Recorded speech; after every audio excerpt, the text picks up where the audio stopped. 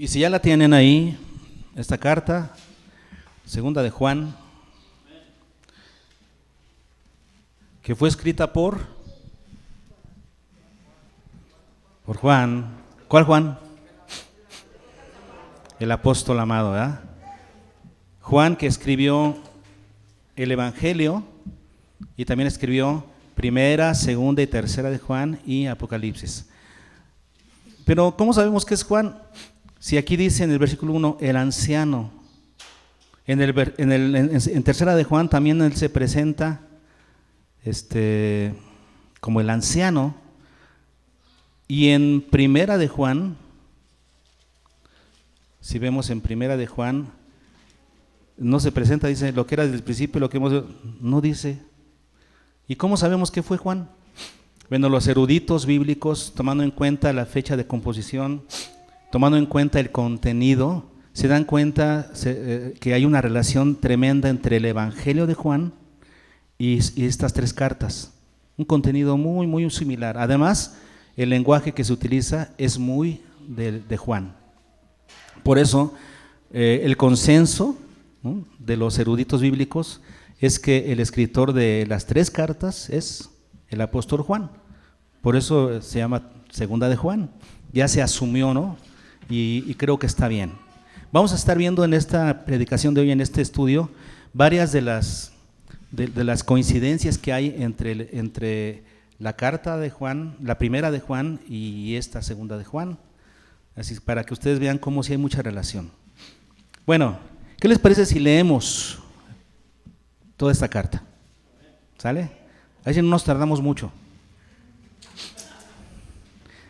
Es la carta, para que ustedes sepan, ¿sí?, la más pequeña de toda la Biblia. Porque aunque Abdías tiene un solo capítulo, tiene mucho más versículos. Tiene más versículos inclusive que Tercera de Juan, poquitos más, si ustedes se dan cuenta, tiene poquitas más palabras y tiene menos versículos y Tercera de Juan tiene poquita más palabras que Segunda. Segunda de Juan es el libro más pequeño de la Biblia. Filemón, que tiene un capítulo que estudiamos la semana pasada, es un poquito más largo que este. Así es que estamos aquí ante la carta más pequeña de toda la Biblia.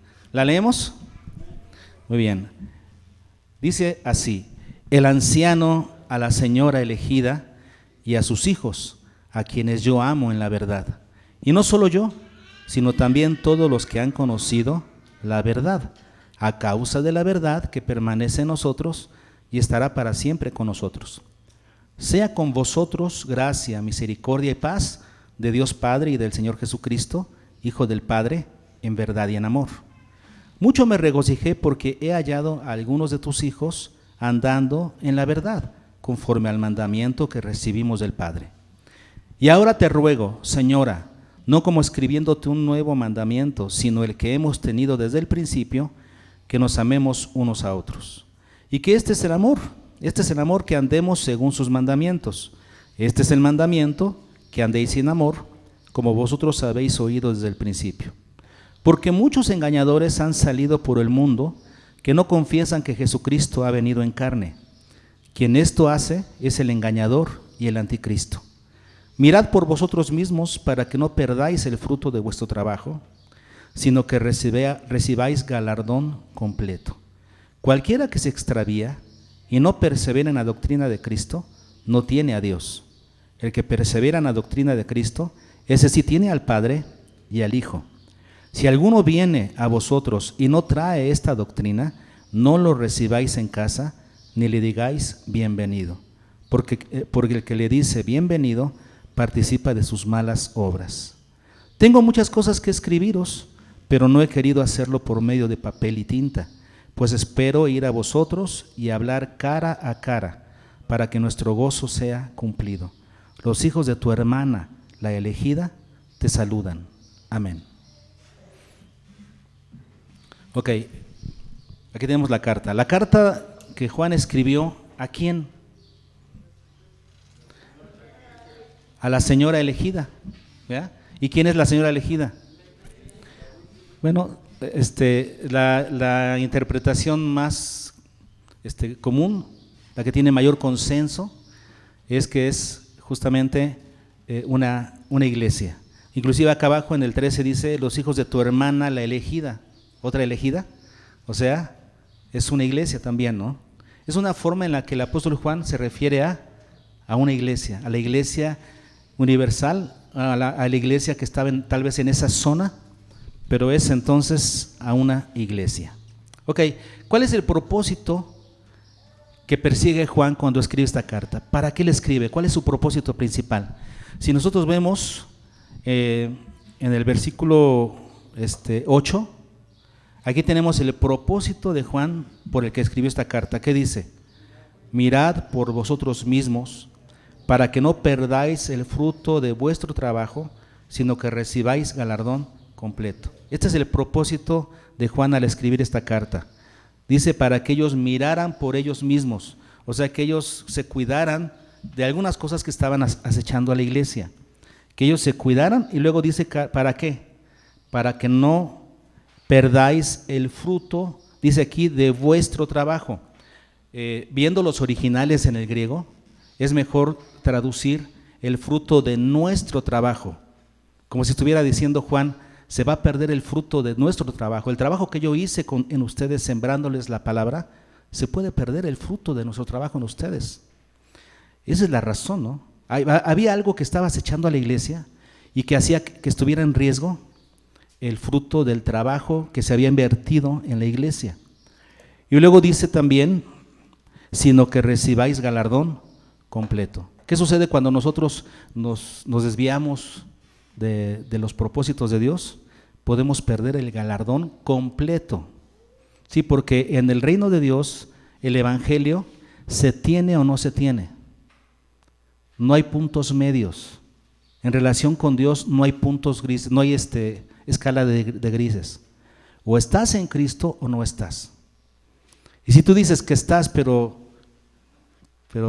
tus hechos demuestran que no estás, ¿verdad? No estás. No se puede estar en un punto medio. Con Dios o se está o no se está. Y por eso dice que pueden perder, pueden recibir, puede afectarse, ¿verdad? El recibir el galardón completo, porque debe ser completo. Si no se tiene el galardón completo es porque definitivamente no se tiene el galardón. Ese es el propósito por el que Juan escribe esta carta a la iglesia. ¿Cuál es el tema central que ustedes ven en esta carta? ¿Cuál es la palabra que más se repite? ¿Verdad, verdad? ¿Verdad que sí? El versículo 1 dice, a quienes yo amo en la verdad. Luego al final del versículo 1, otra vez dice, sino también todos los que han conocido la verdad, son los que saludan a la iglesia. Versículo 2, a causa de la verdad. Versículo 3, en verdad y en amor. Y el versículo 4, he hallado a algunos de tus hijos andando en la verdad. Entonces, ¿cuál es el tema principal? La verdad. Yo amo la verdad, también lo hacen los que han conocido la verdad, a causa de la verdad. Jesucristo, Hijo del Padre, en verdad. He hallado a algunos de tu familia, ¿verdad? Andando en la verdad. Juan se goza, dice ahí, en el versículo 4, dice, me regocijé porque he hallado a algunos de tus hijos andando en la verdad. Vean lo que dice aquí, he hallado a algunos de tus hijos. Algunos no, algunos sí están, bueno, eso quiere decir que Juan se goza porque encontró a algunos andando en la verdad, pero también se preocupa porque en esa época habían algunos elementos que hacían que estuviera, como dijimos ya, que estuviera en riesgo la verdad. Y de eso se trata esta carta. Al igual que en Primera de Juan, en esta carta de Segunda de Juan, el apóstol Juan está atacando un error, una herejía que se estaba dando fuertemente en aquella época. ¿Quiénes lo saben? ¿Cuál es? ¿Qué herejía se estaba dando?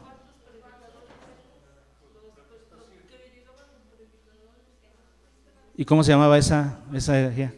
Se llamaba gnosticismo.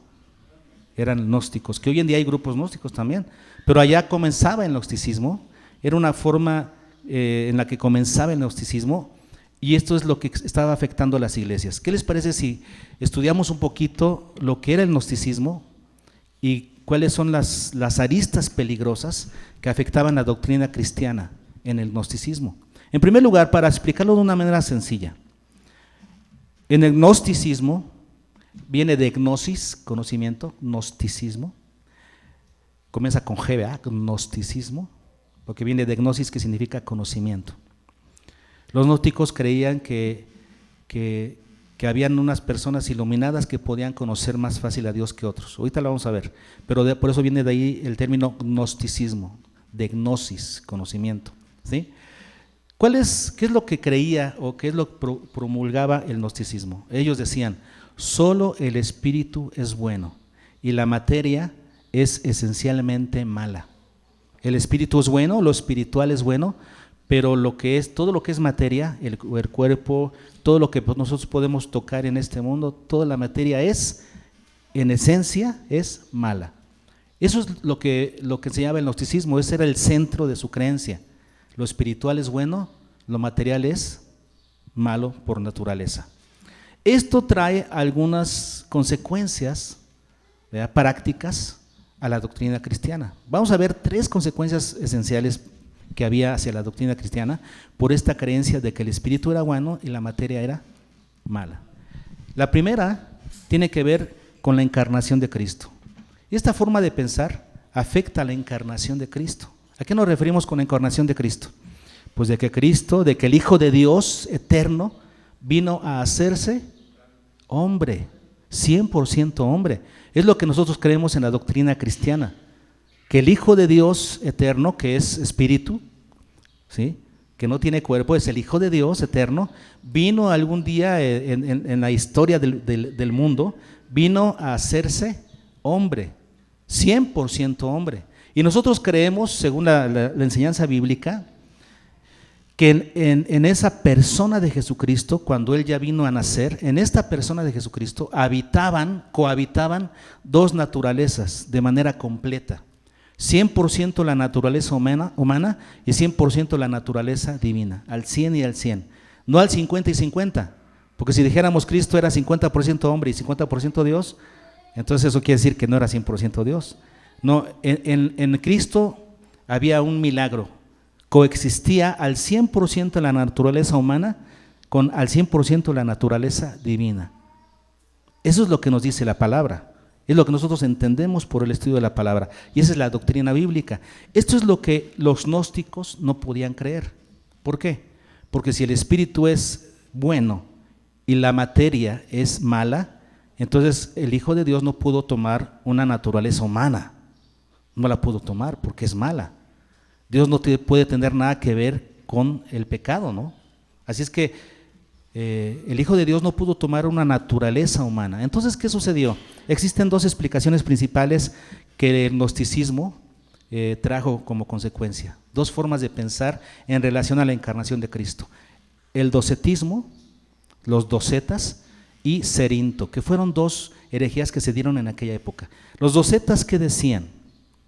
Decían que Jesús no tomó una naturaleza humana, sino una apariencia humana. Parecía un hombre, a la vista parecía un hombre, pero no era un hombre al 100%.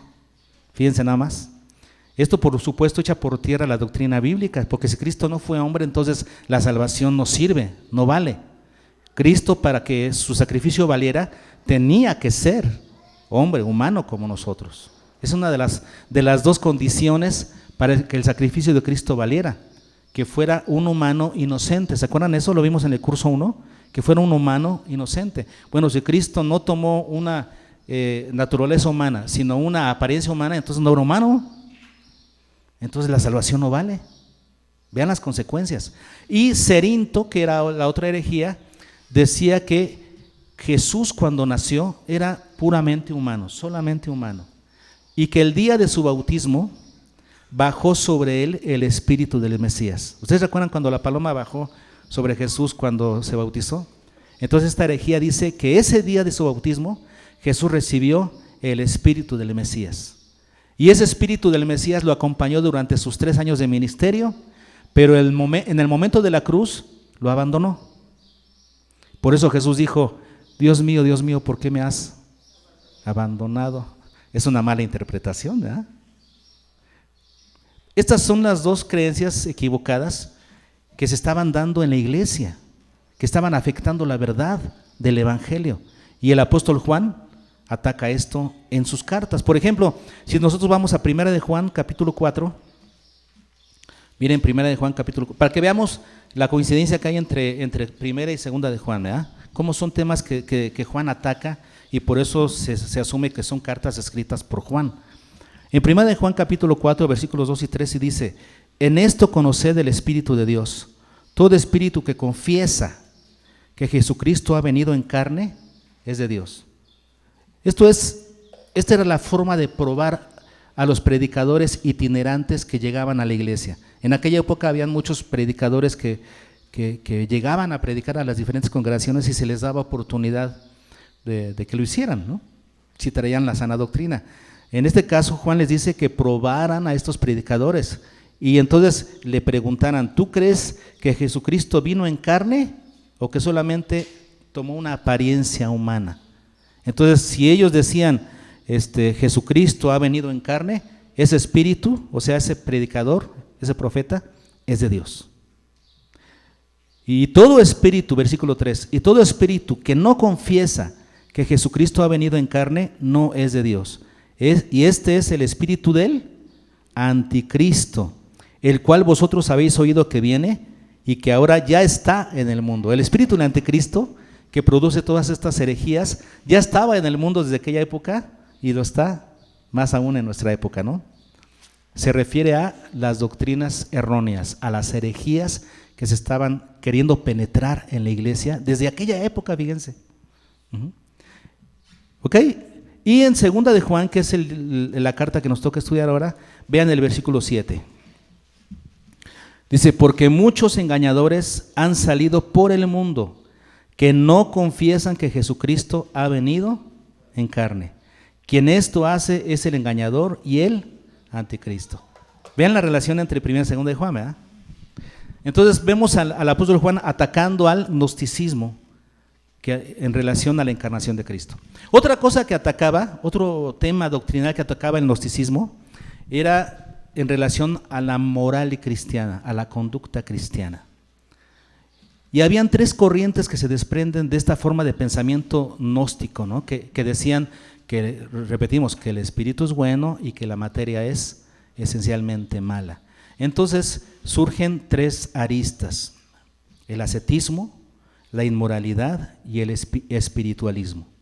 Tres cosas que se comenzaron a dar en aquella época y que nosotros podríamos ver hoy en día que se siguen dando en nuestra sociedad. Vamos a verlo, fíjense. Primero, el ascetismo. ¿Qué dice el ascetismo? Ya que el cuerpo es malo, ¿qué hay que hacer? ¿Qué hacen los ascetas?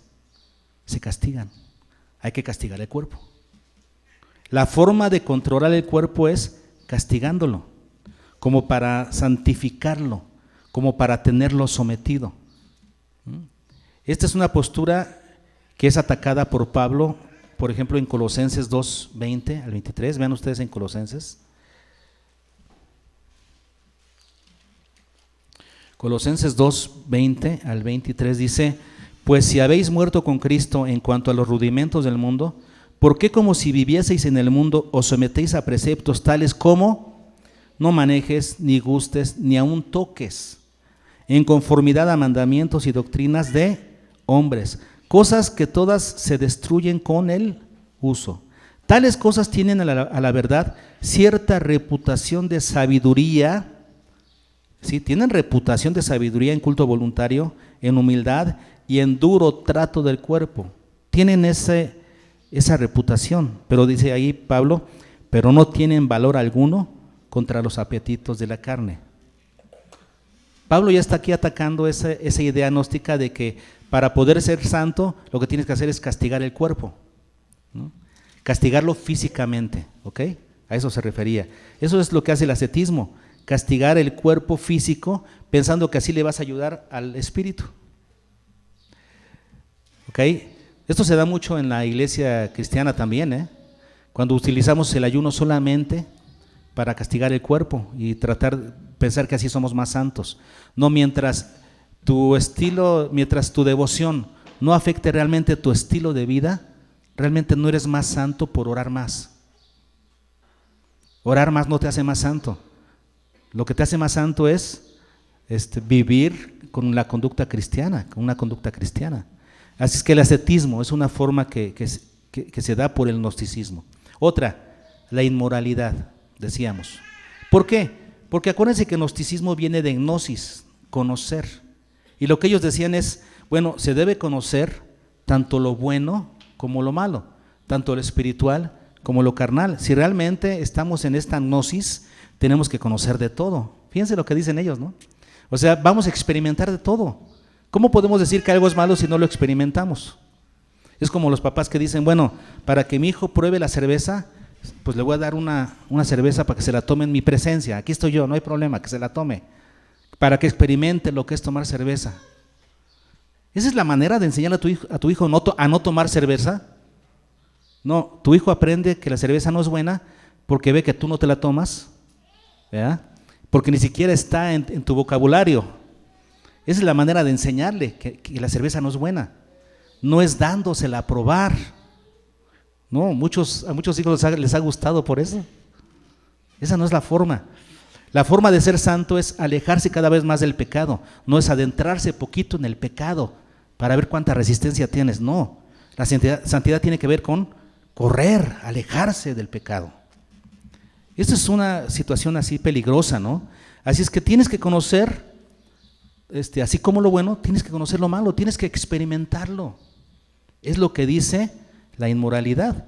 Vean lo que dice Primera de Juan, cómo el apóstol Juan ataca esta forma de pensamiento. En Primera de Juan capítulo 1, versículos 5 y 6. Dice, y este es el mensaje que hemos oído de él y os anunciamos. Dios es luz y no hay ningunas tinieblas en él. Si decimos que tenemos comunión con él y andamos en tinieblas, mentimos y no practicamos la verdad. Es una mentira. Si tú dices que eres de Dios, que tienes comunión con Dios, que estás en la luz y practicas estas cosas, no seas mentiroso, estás en tinieblas, no eres de Cristo. Los que son de Cristo se abstienen de estas cosas y los que no se abstienen de estas cosas no son de Cristo. Es la forma de Juan de atacar esta idea equivocada, ¿no? De que los cristianos pueden practicar el pecado y no pasa nada, porque al fin y al cabo hay que practicarlo, hay que conocerlo. Equivocación. El que es de Cristo se abstiene de estas cosas. Y la tercera es el espiritualismo. Vamos a llamarle así, ¿no? Es posible, creían ellos a través de esto, ¿no? De que es posible elevar la espiritualidad al grado tal de que ya no seas afectado por el pecado.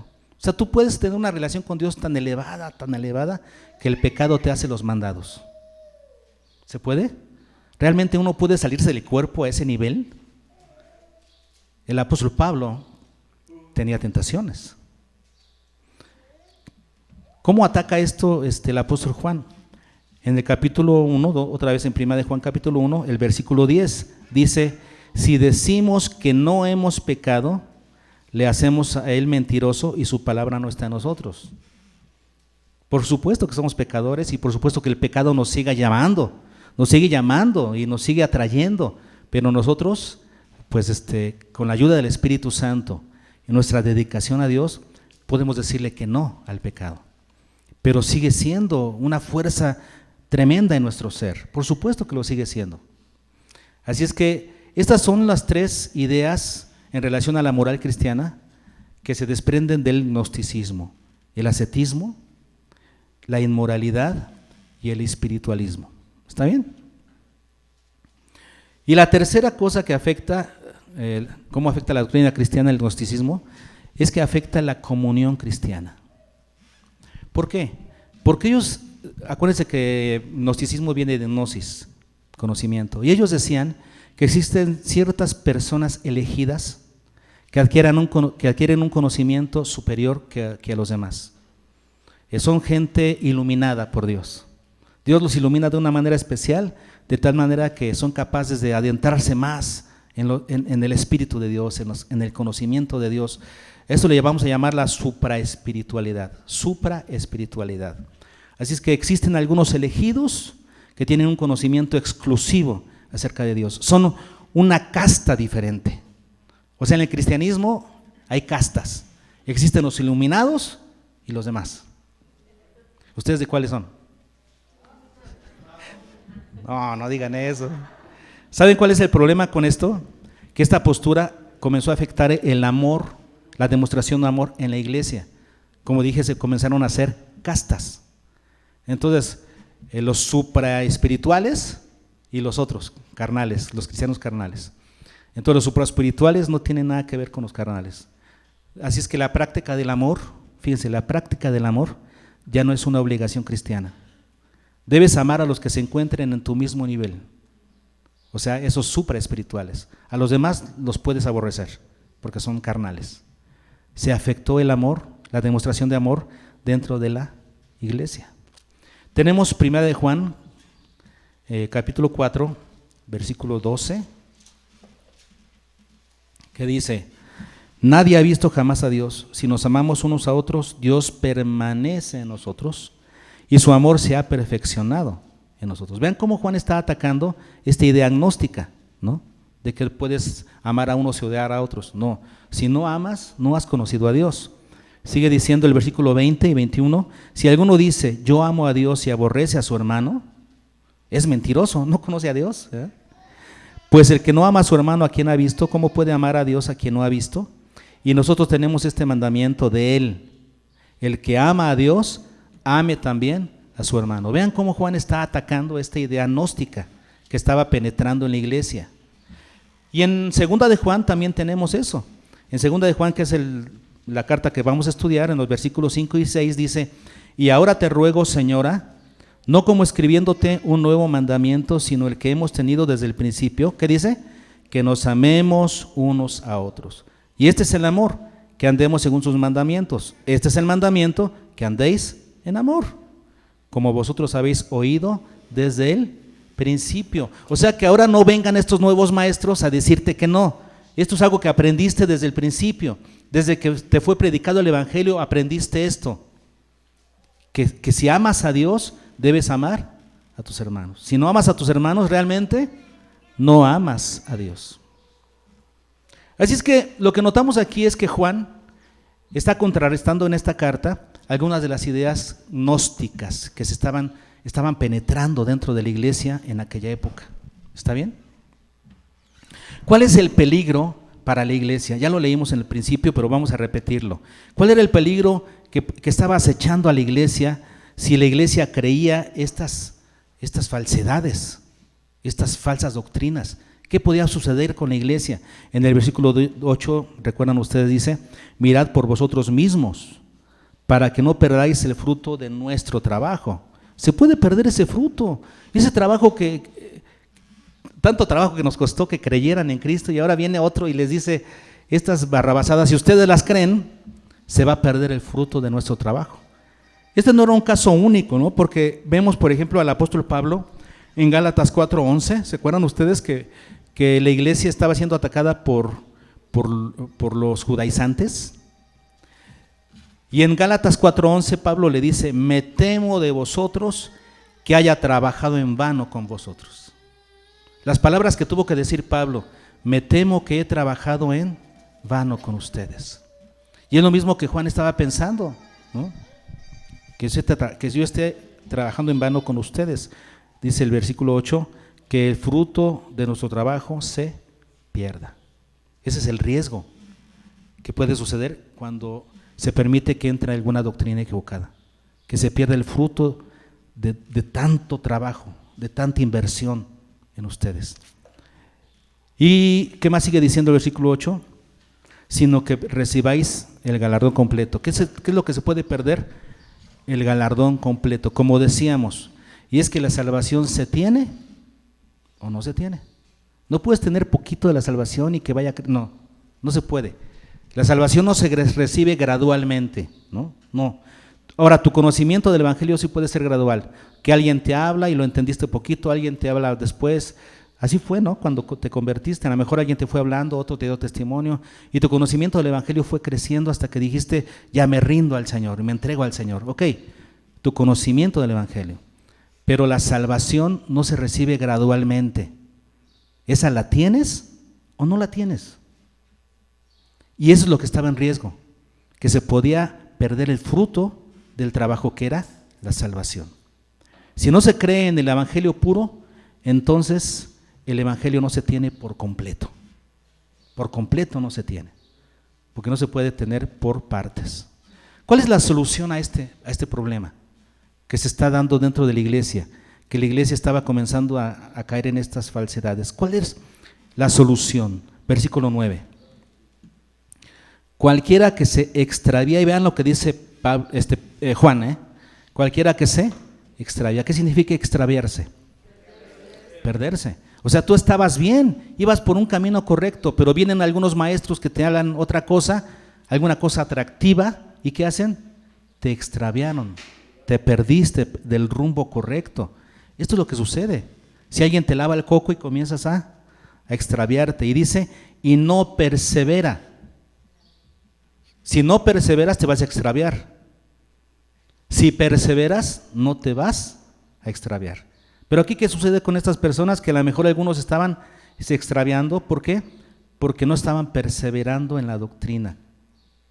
Cualquiera que se extravía y no persevera en la doctrina de Cristo, ¿cuál es la consecuencia? Dice, vean, es que Juan no se anda con medias tintas. Si alguno no persevera en la doctrina de Cristo, no tiene a Dios. Qué duro, ¿no? Pudo haber puesto otra cosa más ligerita, ¿no? Menos contundente, menos fuerte. No, Juan no es así. Juan es el hijo del trueno.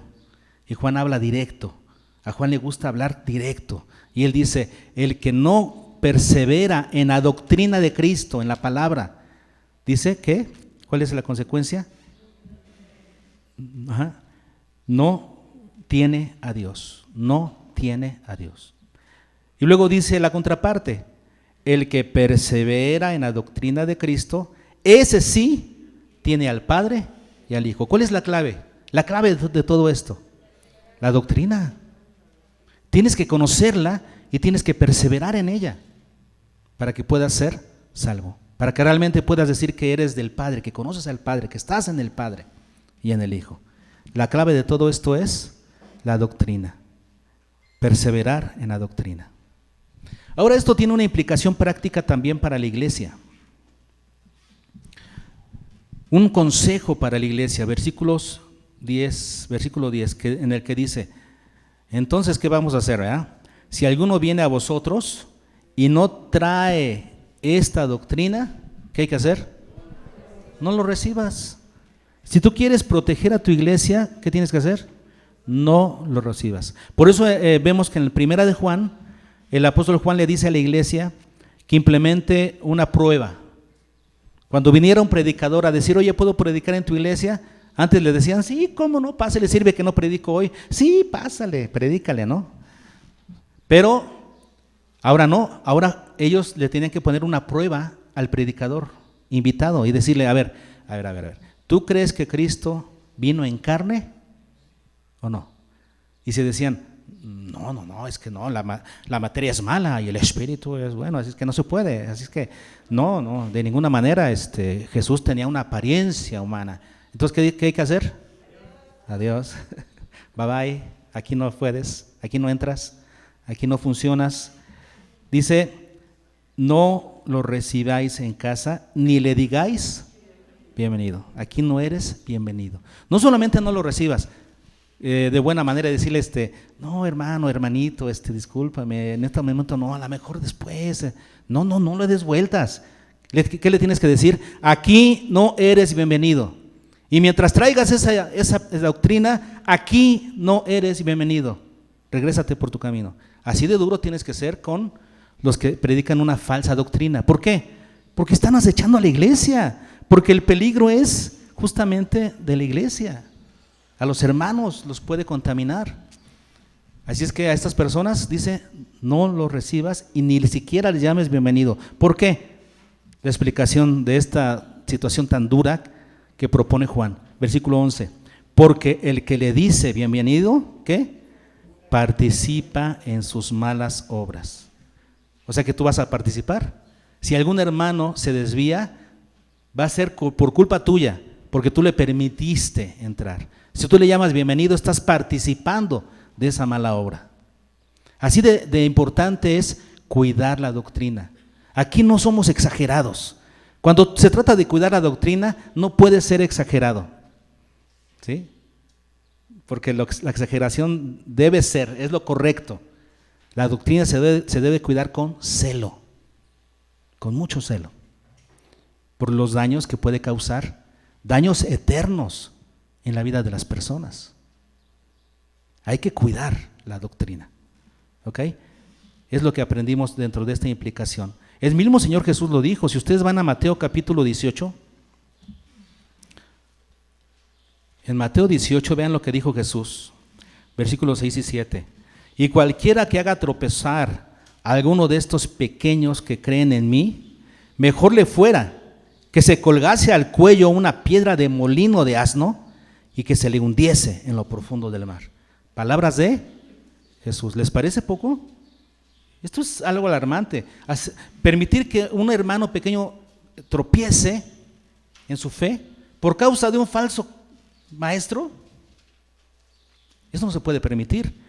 Y sigue diciendo, versículo 7, ay del mundo por los tropiezos, porque es necesario que vengan tropiezos. Pero ay de aquel hombre por quien viene el tropiezo. ¿Tú quieres ser uno de esos? ¿Sí? Que por ti venga el tropiezo a un hermano en la fe. ¿Quieres eso? Ay de aquel. Por eso la advertencia de Juan es tan tremenda. Ni siquiera le llames bienvenido. ¿Ok? En la conclusión, ¿qué podemos decir? Bueno, el apóstol Juan dice que él no ha concluido con este tema. Dice en el versículo 12, tengo muchas cosas que escribiros, pero no he querido hacerlo por medio de papel y tinta. Con razón la carta es tan chiquita, porque no lo quiso hacer por papel y tinta. Pues espero ir a vosotros y hablar cara a cara para que nuestro gozo sea cumplido. Así es que Juan no ha agotado este tema, pero lo va a seguir tratando cuando esté allá con ellos, porque la amenaza era fuerte. Ahora, en relación a nosotros, a nuestro mundo en el que estamos viviendo hoy, ¿cuál sería nuestra aplicación? Bueno, que el día de hoy estamos viviendo tiempos finales, no cabe la menor duda. Y en Mateo 24, versículo 11, una de las señales de los tiempos finales, ¿cuál sería? Muchos falsos profetas se levantarán, y luego dice, y engañarán a muchos. Dice que se van a levantar muchos falsos profetas, y luego dice, y engañarán a muchos. Sí, porque van a haber muchos falsos profetas. Si un falso profeta puede engañar a varios, un solo falso profeta puede engañar a varios. Ahora imagínense muchos falsos profetas. Van a engañar a muchos. Mucha gente está engañada, creyendo que está en la verdad, cuando no es así. Nuestra responsabilidad es algo que está en nuestras manos, es cuidar la doctrina, que Dios nos permitió tenerla de una manera segura, porque está por escrito. ¿Por qué Dios permitió que estuviera por escrito? Porque es la forma más segura de preservar algo por los siglos. Se ha preservado por los siglos la palabra del Señor. Para nosotros tenemos que preservar la palabra, la pureza de la doctrina bíblica, y eso es algo que está en nuestras manos. Dios hace su parte, porque personas que han querido destruir la Biblia han sido destruidos ellos primero antes que la Biblia. Dios protege su palabra, pero es nuestra responsabilidad proteger la doctrina bíblica. Si ya la conocemos, protejámosla. Por eso lee la Biblia, conoce la doctrina. Por eso en las predicaciones, pues no te duermas, escucha con atención, apunta, aprende la doctrina bíblica para que después la puedas cuidar, guardar, proteger.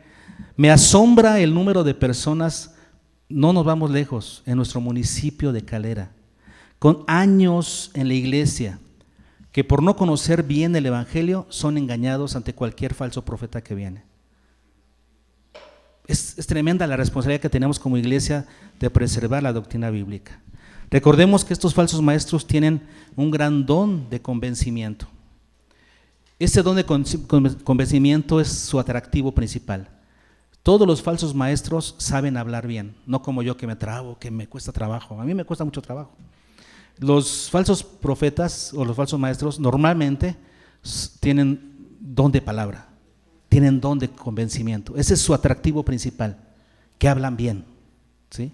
Pero ¿saben qué? Según lo que hemos aprendido, el verdadero atractivo de un buen predicador no es su capacidad, sino su permanencia en la doctrina bíblica. Ese es un buen predicador. Así es que permanezcamos en la verdad del Evangelio. ¿Ok?